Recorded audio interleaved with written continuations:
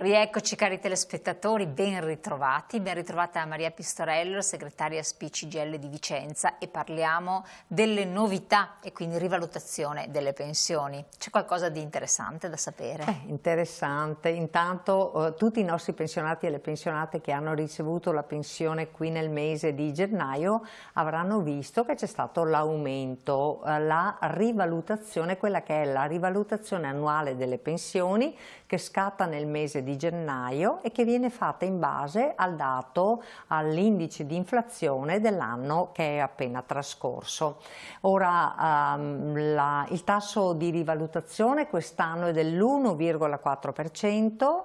Io chiedo ai pensionati e alle pensionate, controllate la pensione, quello che avete preso, se avete qualche dubbio sul fatto di avere avuto o no l'aumento, passate dalle nostre sedi perché noi vi possiamo fare il controllo del vostro assegno pensionistico e anche un controllo più accurato per capire se voi state ottenendo dall'INPS tutti gli assegni di cui avete diritto. Perché non è detto che uno abbia la consapevolezza di tutto quello che la normativa prevede, quindi di diritti che gli spetterebbero. Esatto, infatti in presenza di pensioni medio-basse con l'età si ha la possibilità magari di avere un'aggiunta alla pensione.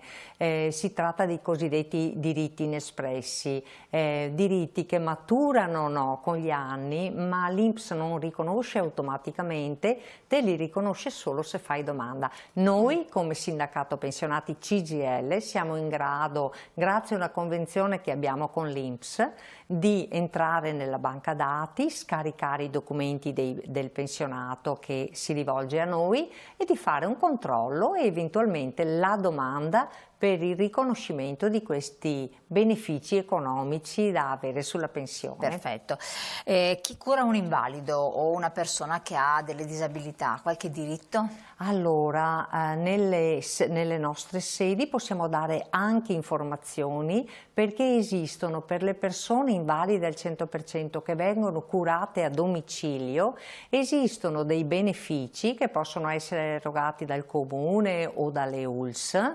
Anche per questi c'è bisogno di fare la domanda.